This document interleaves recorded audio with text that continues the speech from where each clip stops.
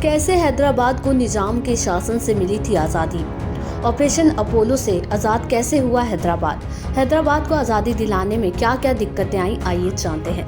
हमारी सेना बाहर के दुश्मनों से मजबूती से लड़ती है और विजय हासिल करती है, लेकिन परेशानी तब हो जाती है जब दुश्मन अपने घर में बैठा हो और दीमक की तरह अपने देश को अंदर से खोखला कर रहा हो।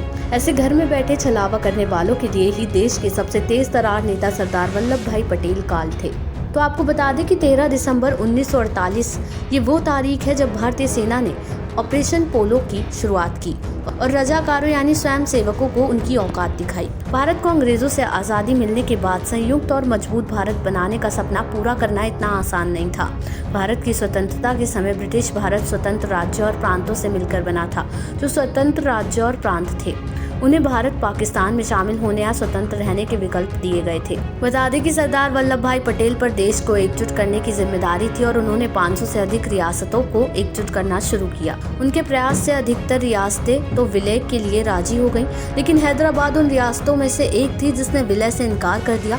हैदराबाद के निजाम ने निर्णय लेने में काफी समय लगाया था। दरअसल 11 सितंबर को पाकिस्तान के संस्थापक मोहम्मद अली जिन्ना की मौत हुई और उसके एक दिन बाद यानी 12 सितंबर को भारतीय सेना ने हैदराबाद में ऑपरेशन पोलो सैन्य अभियान शुरू किया। भारतीय सेना के लिए हैदराबाद को फतह करना इसलिए भी बड़ी चुनौती थी क्योंकि सत्ता तो निजामों के पास थी, लेकिन कमान रजाकारों के हाथ में थी। निजाम ने रजाकार सेना बनाई थी। हैदराबाद के मुस्लिम सैनिकों की इच्छा थी कि वो अपना अलग मुल्क बनाएंगे।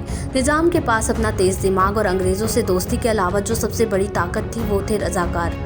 अब आपके मन में सवाल ये होगा कि आखिर रजाकार कौन थे।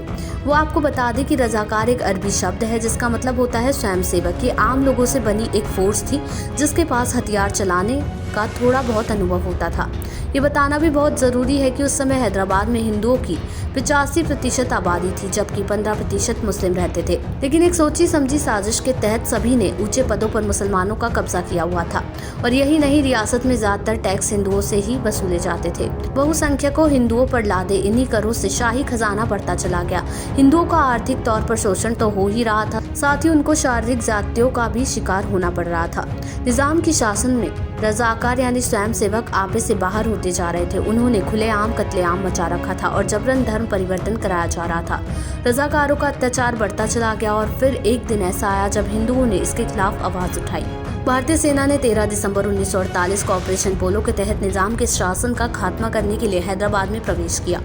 बता दें कि भारतीय सेना और रजाकारों के बीच करीब 4 दिनों तक संघर्ष चला और फिर निजाम ने अपने हथियार डाल दिए और इस तरह से हैदराबाद का भारत में विलय हो पाया।